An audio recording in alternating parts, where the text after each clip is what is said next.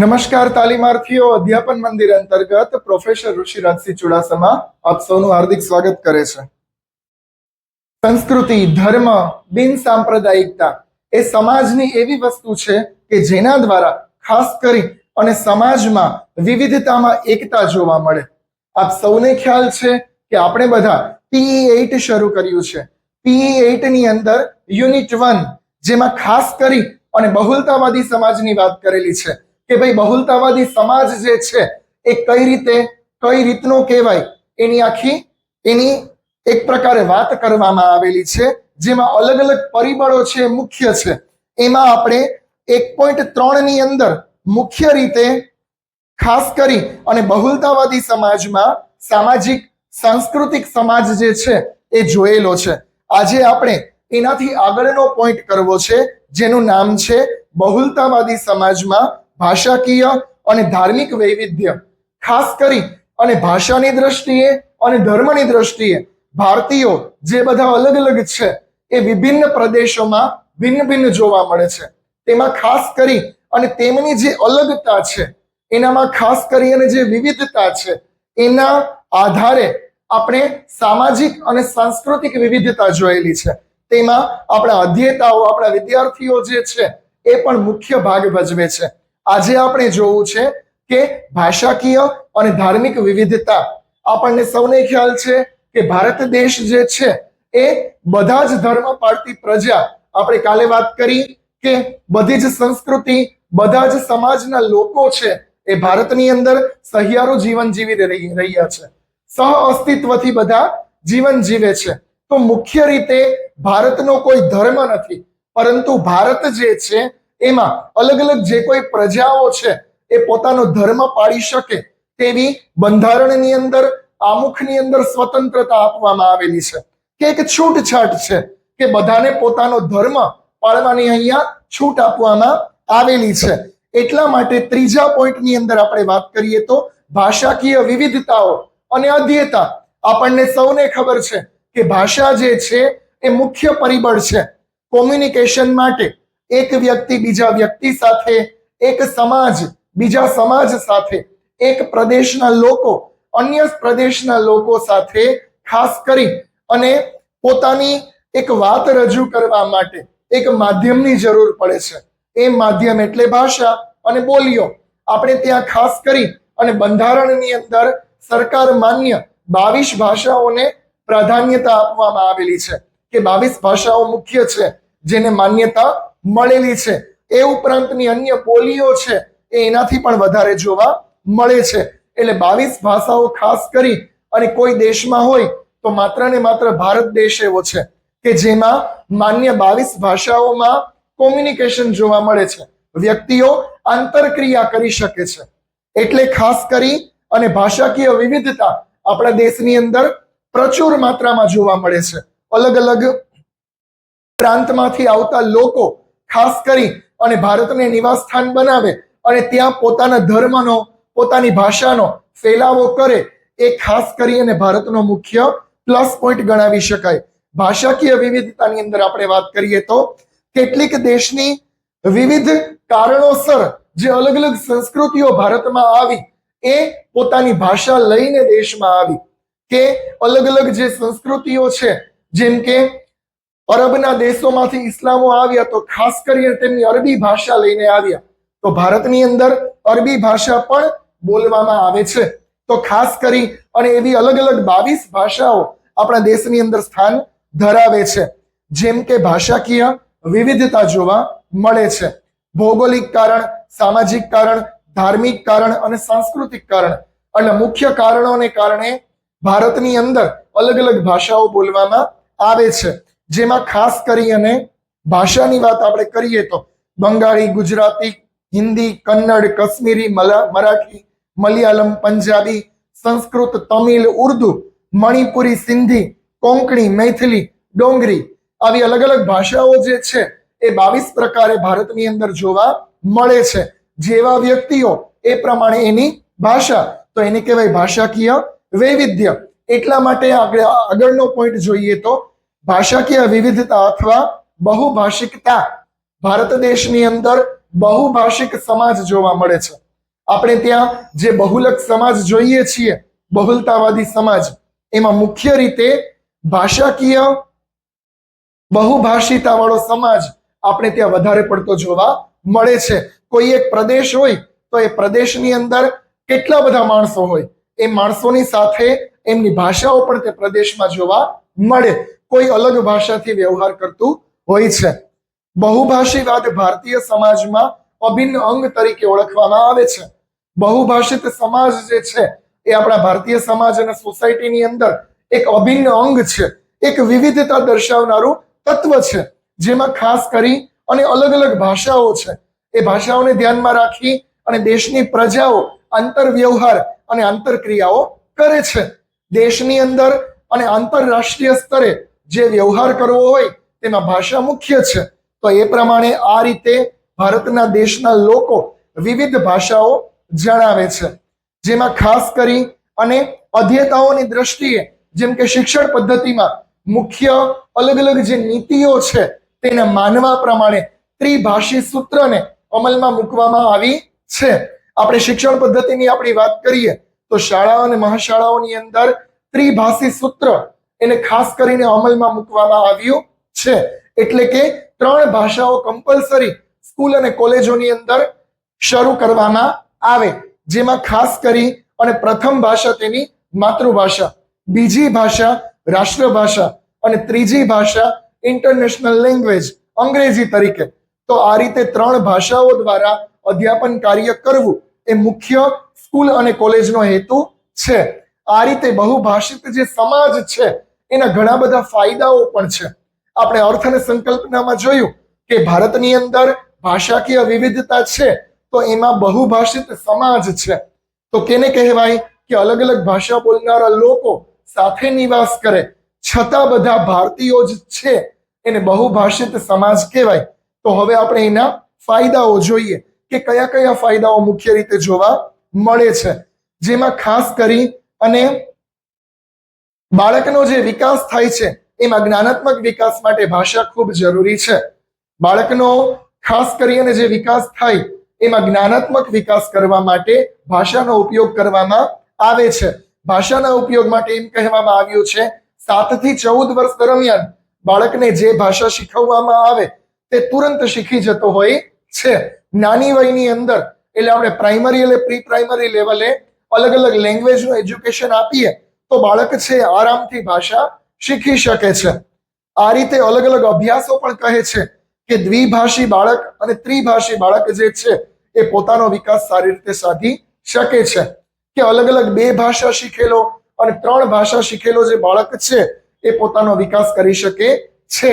આ તકે આપણે ગાંધીજીને યાદ કરીએ તો રાષ્ટ્રપિતા ગાંધીજીના કહેવા પ્રમાણે પણ જેવી રીતે નવજાત બાળક માટે ખાસ કરી અને માતાનું દૂધ જરૂરી છે, એ રીતે જ બાળકનો વિકાસ કરવા માટે પ્રાથમિક કક્ષાએ માતૃભાષા જ જરૂરી છે. કારણ કે માતૃભાષામાં જે વિકાસ થાય એવો અન્ય ભાષામાં થઈ શકતો નથી. એ આપણા બંધારણની અંદર પણ લખેલું છે. વધુમાં વધુ ખાસ કરી અને પ્રગતિ કરવા માટે ભાષાઓનો ઉપયોગ કરવો એ મુખ્ય છે. અલગ અલગ વધુ પ્રગતિ કરવા માટે બહુલતાવાદી સમાજની અંદર પણ અલગ અલગ ભાષાઓ શીખવી, જેના કારણે અધ્યેતાનો વિકાસ શક્ય બને, એ મુખ્ય વાત છે. હવે ભારતીય ભાષાઓ, કલા અને સંસ્કૃતિનું સંવર્ધન. આપણે ખાસ કરીને ફાયદા જોયા બાદ આપણે જોઈએ તો ભારતીય ભાષાઓમાં એની કલાઓ અને સંસ્કૃતિનું સંવર્ધન. ખાસ કરી અને કલા અને સંસ્કૃતિનું સંવર્ધન કેવી રીતે થાય તો કે કોમ્યુનિકેશન દ્વારા. અને કોમ્યુનિકેશનના મૂળમાં ભાષા રહેલી છે. ખાસ કરી અને બાળક જે છે એ ભાષા શીખે અને શીખ્યા બાદ પોતાના વારસાની સંવર્ધનની વાત, જતનની વાત પોતે અલગ અલગ રીતે પોતાના વિદ્યાર્થીઓને જણાવે અને તે રીતે પોતાનો વિકાસ જે છે કરી શકે. આપણે ત્યાં ઉદાહરણથી સમજાવે છે. અલગ અલગ જે આપણા ઐતિહાસિક સ્થળો છે, જે કોઈ કલાકૃતિના સ્થળો છે, એ સ્થળોમાં ખાસ કરી અને ભાષા દ્વારા તેનું સંવર્ધન કરી શકાય. અલગ અલગ ભાષાઓ દ્વારા તેનું જતન સંવર્ધન કરવામાં આવે છે. ઉદાહરણ તરીકે આપણે તાજમહેલ જોઈએ, પછી ઇન્ડિયા ગેટ જોઈએ, પછી ખાસ કરીને સીદી સૈયદની જાળી, લાલ કિલ્લો, એ ખાસ કરી અને મુખ્ય રીતે આપણા વારસાના સ્થળો છે, તો તેના જતન અને સંવર્ધન માટે ભાષા મુખ્ય છે કે જેના દ્વારા આપણે તેનું કાયમી રીતે જતન કરી શકીએ છીએ. શિક્ષણના માધ્યમ તરીકે માતૃભાષાનો ઉપયોગ કરવો આ મુખ્ય બાબત છે કે શિક્ષણનું જે માધ્યમ છે એમાં માતૃભાષાનો ઉપયોગ કરવામાં આવે અલગ અલગ રાજ્યોમાં, કારણ કે આપણે જે રાજ્યોના નામ છે એ પણ ભાષા દ્વારા જ પડેલા છે. તો એ ખાસ કરી અને એની માતૃભાષા છે, તો બાળકના વિકાસ માટે એ ભાષામાં જો અભ્યાસ કરાવવામાં આવે તો ખાસ કરી અને તે તેની સંસ્કૃતિનું જતન ને સંવર્ધન કરી શકે છે. સંસ્કૃતિને આગળ વધારવા માટે પણ ભાષા ખૂબ જરૂરી છે. સંસ્કૃતિને આપણે આગળ વધારવી હોય તો તેના માટે ભાષા નામનું તત્વ જે છે એ મુખ્ય રીતે જોવા મળે છે. સમાજ અને સમાજના લોકો માટે ભાષા એક એવું તત્વ છે કે જેના દ્વારા એક વ્યક્તિ બીજી વ્યક્તિ સાથે, એક સમાજ બીજા સમાજ સાથે પોતાની સંસ્કૃતિનું, પોતાના ધર્મનું અને કલાઓનું આદાન પ્રદાન કરી શકે છે. આપણે ભાષા દ્વારા આપણી કલાઓને, સંસ્કૃતિનું સંવર્ધન કરી અને એક પેઢી બીજી પેઢીને કે એવી રીતે આગળ વધારી શકીએ છીએ. એના માટે ભાષા ખૂબ જરૂરી છે.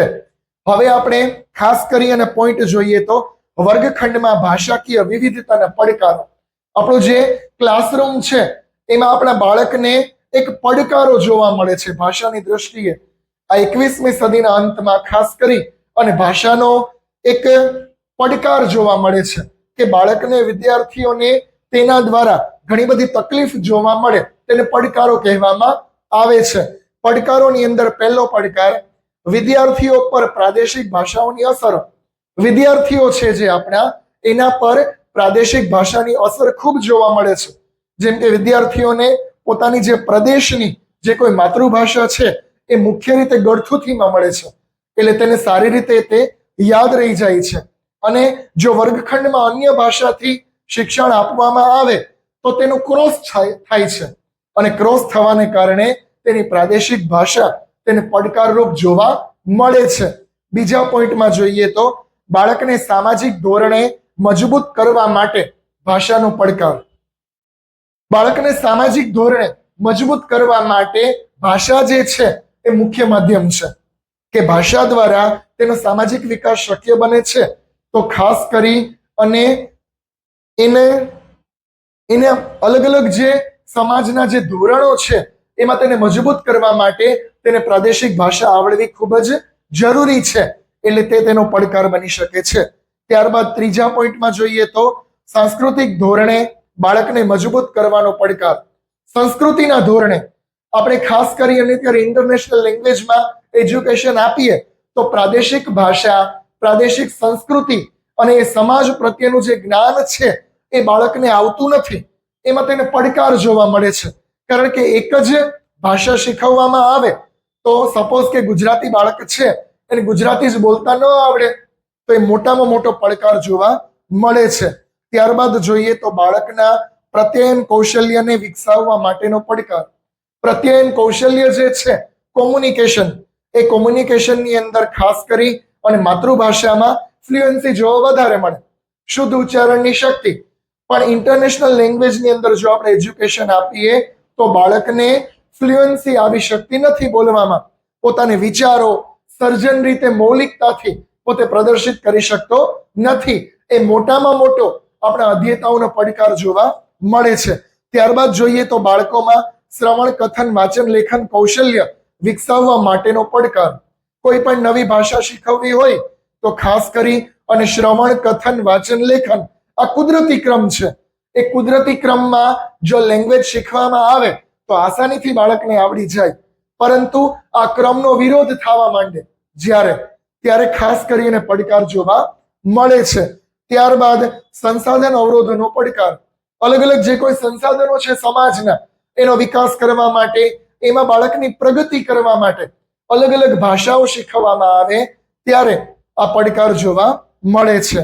ત્યારબાદ જોઈએ તો યોગ્ય શિક્ષકોની અછત દ્વારા શાળાઓની અંદર અને કોલેજની અંદર યોગ્ય ભાષા શિક્ષક ન હોય, એની અછત જોવા મળે તો બાળકને ભાષા આવડતી નથી. એ મોટામાં મોટો પડકાર છે કે બહુલતાવાદી સમાજ છે તો તેમાં પોતાની પ્રાદેશિક ભાષા, રાષ્ટ્રભાષા અને વૈશ્વિક ભાષા બાળકને આવડવી જોઈએ, પણ તે શીખવનાર શિક્ષક જ ન હોય તો એ ભાષાનો પાયો બાળકને કાચો રહી જાય છે અને બાળકને આવડતી નથી. ત્યારબાદ આપણે જોઈએ તો બહુભાષાવાદ અને ભાષાની ક્ષમતાઓ વધારવા માટે શાળાની ભૂમિકા. આપણે શાળા કક્ષાએ ભાષાની ક્ષમતા વધારવા શું કરી શકીએ આ બહુલતાવાદી સમાજની અંદર? તો કે અલગ અલગ પ્રવૃત્તિઓ, જેમ કે આપણે બાળકને સેમિનાર, અલગ અલગ જ્ઞાન શિબિર એવી યોજી શકાય કે જેના દ્વારા ભાષાને લગતું જ્ઞાન આપવામાં આવે. ત્યારબાદ શું કહે છે પ્રવૃત્તિની અંદર કે અલગ અલગ ભાષાવિદો, શિક્ષણવિદોને સ્કૂલમાં બોલાવી અને તેનું પ્રવચન ગોઠવી શકાય, જેને કારણે બાળકને ભાષાનો લાભ મળે. ત્યારબાદ અલગ અલગ ભાષા ખંડની વ્યવસ્થા કરી શકાય, જેવી રીતે વિજ્ઞાનમાં લાઇબ્રેરી, વિજ્ઞાનમાં અલગ અલગ રીતે લેબ હોય, ભાષામાં અલગ અલગ લાઇબ્રેરી હોય, એવી રીતે આમાં ભાષા ખંડની વ્યવસ્થા કરી શકાય. એવી અલગ અલગ પ્રવૃત્તિઓ શાળા અને સ્કૂલમાં વિકસાવી શકાય. બાળકને દેશ વિદેશમાં અલગ અલગ સંસ્કૃતિઓ વિશેની જાણ તેની જ ભાષામાં કરી શકાય. આપણે અલગ અલગ સંસ્કૃતિઓની જે જાણ છે એ એની ખુદની ભાષામાં કરે એવી મૌલિકતા માટેના કાર્યક્રમો યોજવા જોઈએ. વાર્તા, નાટક, ફિલ્મ, સંવાદ, પરિસંવાદ, જ્ઞાન ગોષ્ઠી એવા કાર્યક્રમો યોજી શકાય કે બાળકને માતૃભાષામાં, પછી હિન્દી ભાષામાં, પછી અંગ્રેજી ભાષામાં, સંસ્કૃત ભાષામાં અલગ અલગ રીતે પોતાના જ્ઞાનને પોતે ખુલ્લું કરી શકે, છૂટું મૂકી શકે એવું એને સ્ટેજ પૂરું પાડવું જોઈએ, જેને કારણે તેની મૌલિકતા વિકસી શકે. ત્યારબાદ આપણે જોઈએ તો અલગ અલગ ચાર્ટ, ચિત્રો અને લેખો જે છે એ શાળા કોલેજોની દિવાલમાં લખવા જોઈએ. અલગ અલગ રીતે શાળાઓમાં લેખકો, કવિઓ, વ્યાકરણ વગેરેની રચનાઓનો લાભ આપવો જોઈએ. અલગ અલગ જે બધી ભાષાઓ છે એ ભાષાનું વ્યાકરણ, એના અલગ અલગ કવિતાઓ, એના લેખો વગેરેનું વાંચન પૂરું પાડવું જોઈએ શાળાઓની અંદર અને કોલેજની અંદર. ત્યારબાદ કહે છે કે પ્રાર્થના કાર્યક્રમની અંદર ભાષા માટે આદર્શ વાંચન પૂરું પાડવું જોઈએ. અલગ અલગ બધી ભાષાઓમાં વાંચન કરે એવી વિદ્યાર્થીઓને એક તક પૂરી પાડવી જોઈએ. આ માટે ખાસ કરી અને બહુલતાવાદી સમાજ છે એમાં ભાષાકીય વિવિધતા આપણે જોઈ, તેની સંકલ્પના, તેનું મહત્વ, તેમાં અલગ અલગ નડતા પડકારો, તેમાં શાળાની પ્રવૃત્તિઓ કે શાળા કક્ષાએ આપણે શું કરી શકાય. બરાબર. ત્યારબાદ આપણે બહુલતાવાદી સમાજનો ચોથો પોઈન્ટ અને છેલ્લો પોઈન્ટ જોઈએ તો ધાર્મિક વૈવિધ્ય અને અધ્યતાઓ. આપણે ત્યાં ખાસ કરીને જોઈએ છીએ કે બિન સાંપ્રદાયિકતા છે, એટલે સર્વધર્મ સમભાવ, સર્વધર્મ મમ ભાવ, બધા ધર્મો સમાન છે અને બધા ધર્મો મારા છે, એ ભાવના આપણે વિદ્યાર્થીઓને ખાસ કરી અને શીખવવી જોઈએ, જેને ધર્મ નિરપેક્ષતા કહેવામાં આવે છે. તો વિવિધતાવાદી જે સમાજ છે એમાં એકતા જોવા મળે. કઈ એકતા?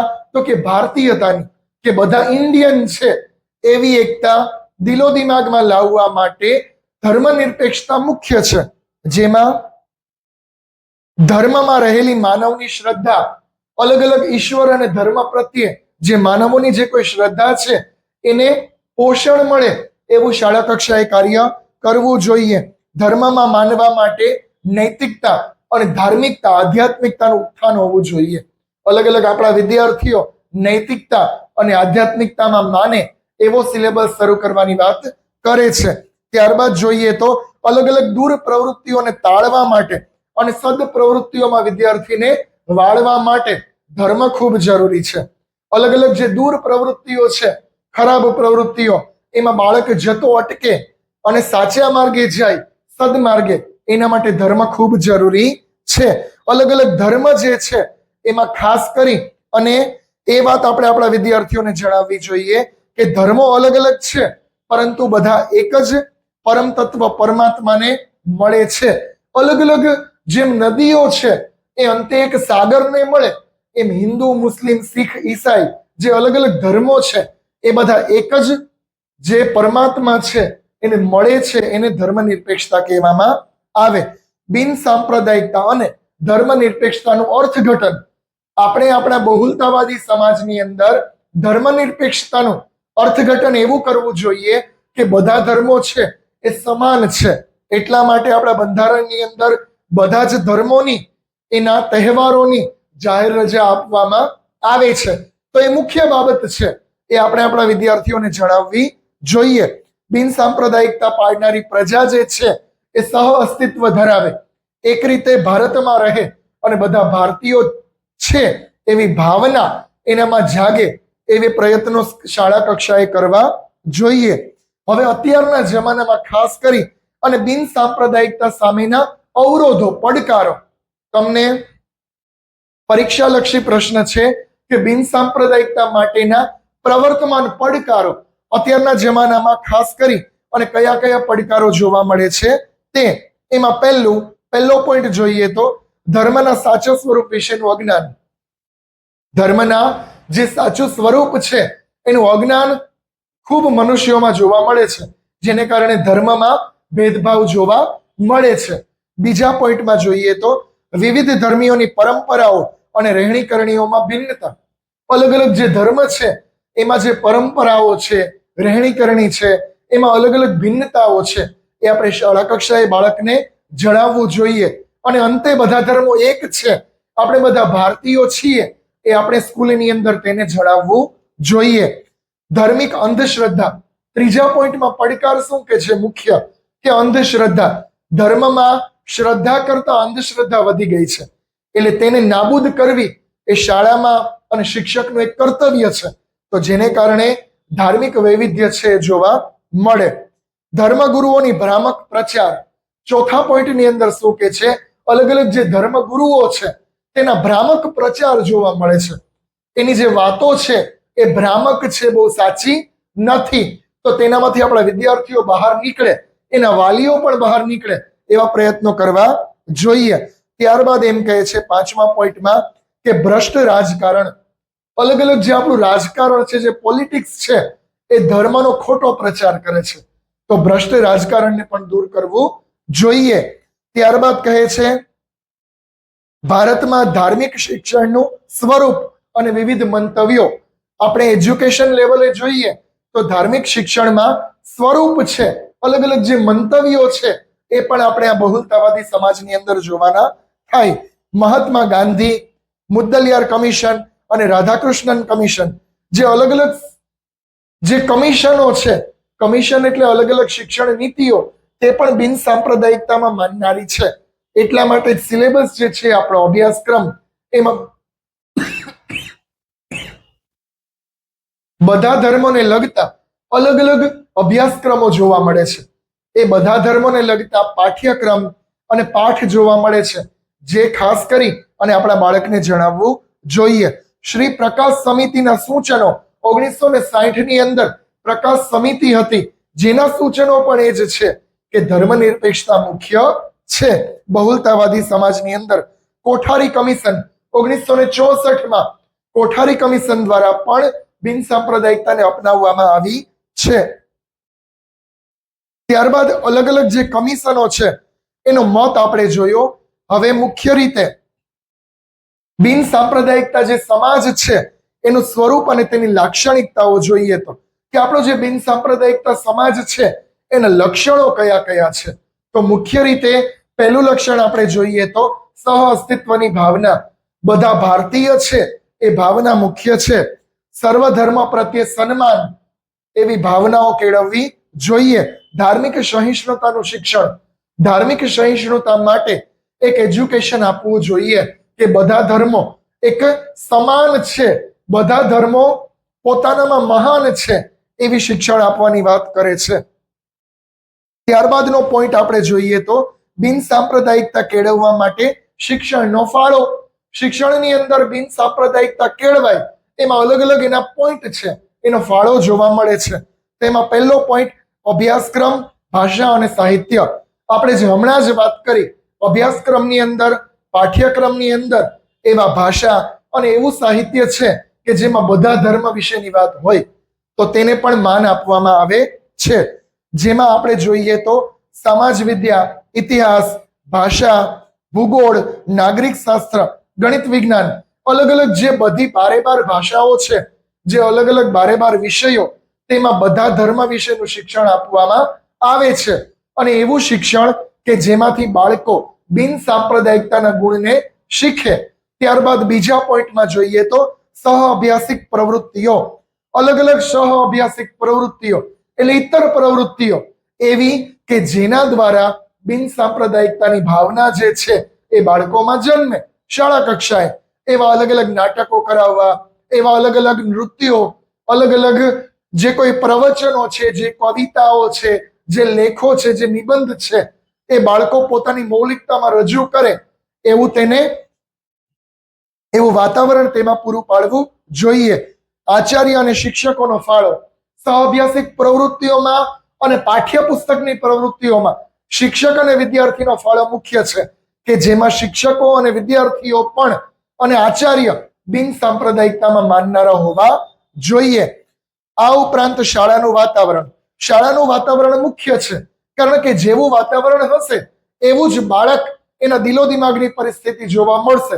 એટલે વાતાવરણની અંદર ખાસ કરી અને બિન સાંપ્રદાયિકતા જોવા મળવી જોઈએ. જેમ કે ઈદની રજા હોય, એવી રીતે દશેરાની રજા હોય, રામનવમીની હોય અને પારસીની પતેતીની પણ રજા હોવી જોઈએ. આ જ વાત આપણા બંધારણમાં કીધેલી છે.